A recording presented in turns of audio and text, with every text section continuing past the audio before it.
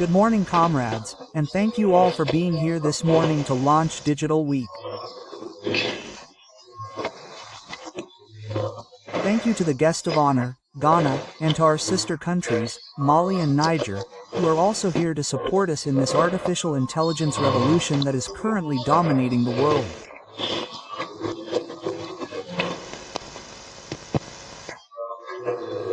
I would be remiss if I began speaking without giving thanks to God and also paying heartfelt tribute to our brilliant forces fighting on the ground, who have been doing an extraordinary job in recent weeks.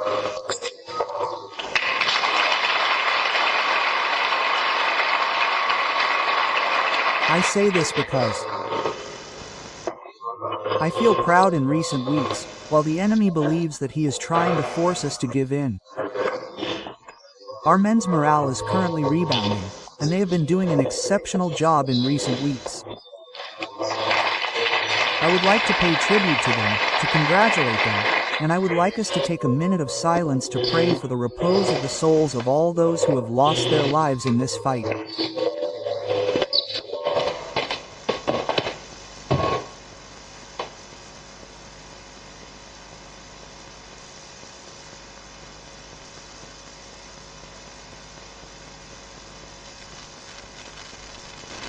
Thank you.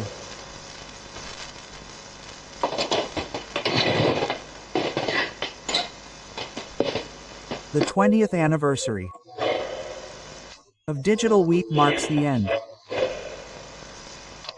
of decades, so to speak, and we are celebrating Digital Week. But I think that this 20th anniversary should also be an opportunity to pause, to take stock of the situation, to see where we are so that we can plan for the future. Burkina Faso has come a long way in terms of digital technology, and I can say that we are still a long way off. A lot has been done in the last 2 years, but we had a 12-point program that we want to launch so that by 2030,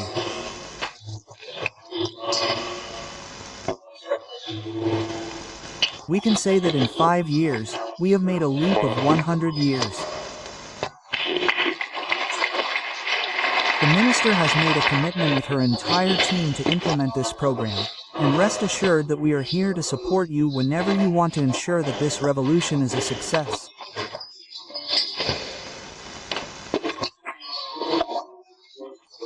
Burkina Faso needs this digital revolution that should allow us to position ourselves at a certain level of development in the global sphere. Today, no matter what we want, no sector will be able to advance without digital technology. It is practically impossible. We talked earlier about the administrative odor, the red tape, and all the other things that go with it. All populations, all segments of our populations are often victims of certain slownesses in the administration. But only the digitalization of digital technology can allow us to make significant progress, to offer fast and therefore lower cost services, and to make savings so that we can move forward in our administration. Whether it is the field of health, education, security, defense, all sectors need digital technology to be able to move forward. So we are talking about countries that are currently seeking to combat a phenomenon that is plaguing the whole of Africa. I would not say Burkina Faso, which is plaguing the whole of Africa: corruption. We cannot fight corruption without integrating the digital component.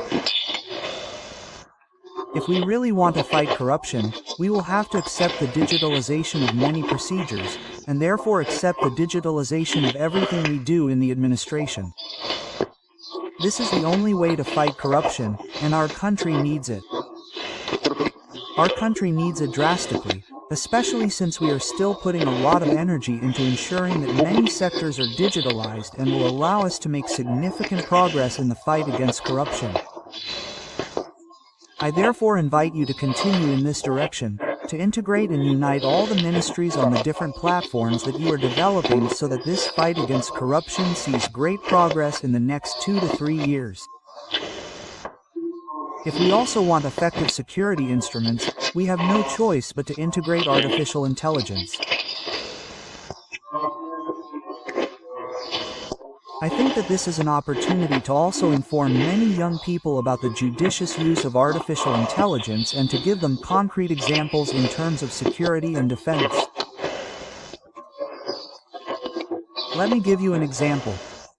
Analyzing certain data necessarily requires artificial intelligence to be very fast and very concrete. So today, demographics and all the data collected by sensors, if I may say so, from security, need rapid and in-depth analysis to be able to provide conclusions that allow the various forces to act in time and anticipate anything that could affect the security of our country.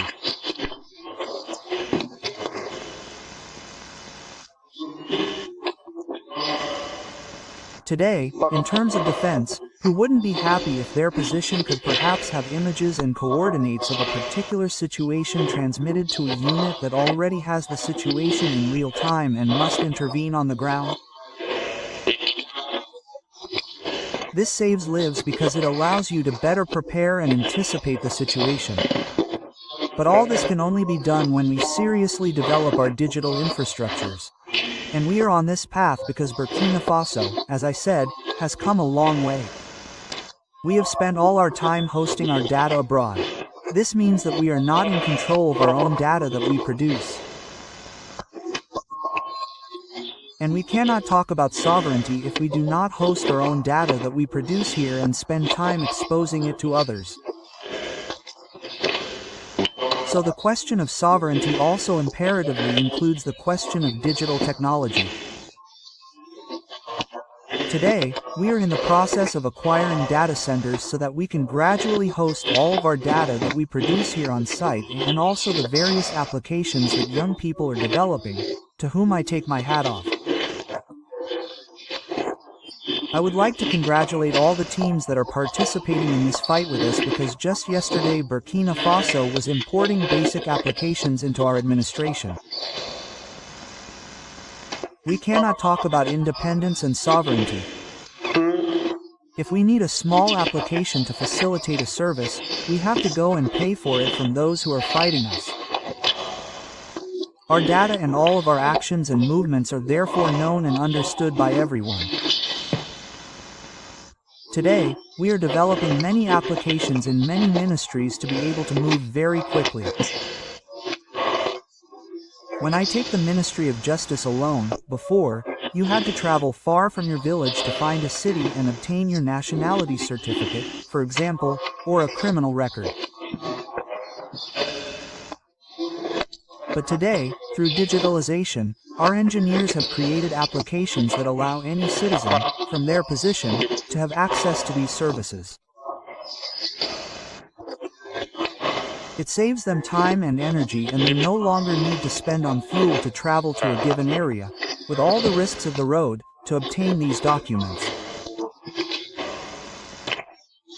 These are concrete examples that we can take and that allow us to say that we need to move forward in digital technology to be able to relieve our populations and effectively fight corruption.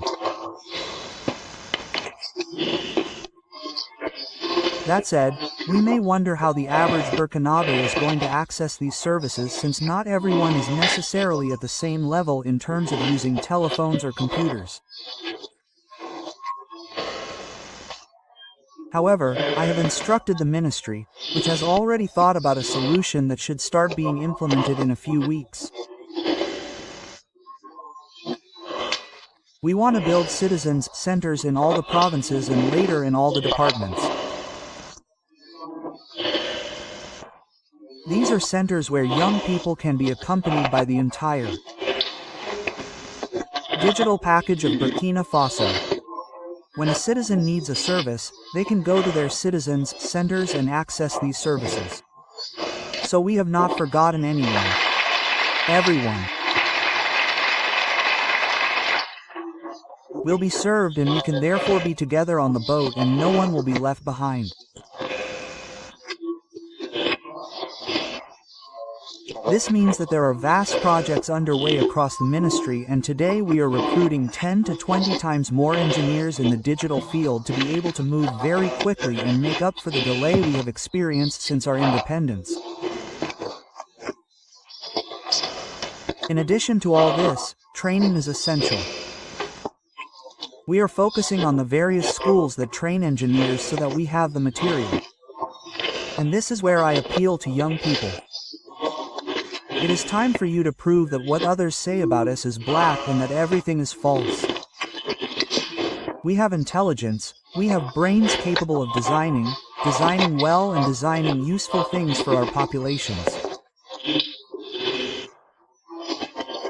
And so, I invite all the young people who will be enrolled in these different schools who are setting out in search of knowledge and engineering to continue to do the necessary research and develop all the necessary computer tools that our country needs, from the peasant to the administration, in order to give a boost to our quest for development that we are currently pursuing.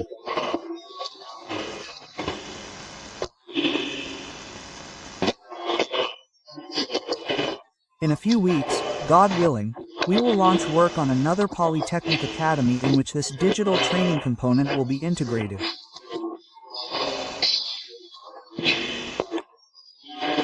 In a few years, full engineers will have to graduate from these universities and be able to serve as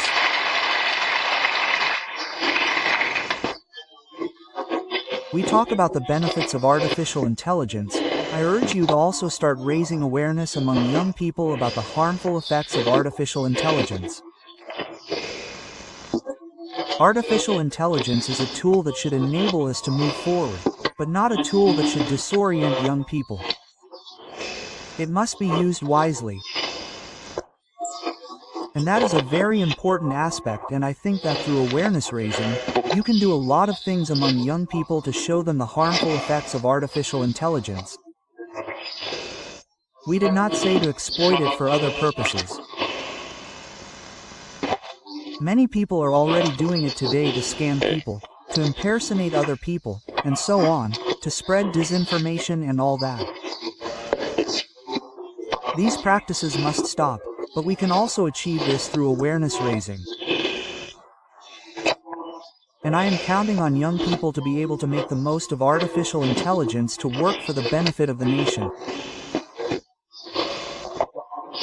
And whatever people say, this is an area where startups are sprouting up everywhere, and they too must spread the message to make others understand that this is an area where humans can make their mark.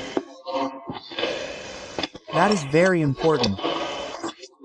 Young people need to understand that creating startups and small businesses in the digital sector to help and make life easier for citizens will also allow you to live with dignity in Burkina Faso. So, I urge everyone to get involved in the digital sector. I encourage you, as a ministry, to launch all the projects in our 12-point program, the 12 commitments that you have made for 2030, so that we can achieve our goals well before 2030. I hope that is possible. So, I invite everyone, all departments and ministries, to pool their energies to facilitate the task of those who are supposed to support you in this development of digital technology through artificial intelligence and thus promote the development of our dear country. Thank you very much to all. I wish you a very good digital week, and inshallah we will see you next session with major innovations, God willing, always for the happiness of our people. Thank you all for coming, and thank you to your brother countries who are here. I wish you a very pleasant stay in Burkina Faso, and may God bless our dear homeland. Homeland or death to us. Thank you.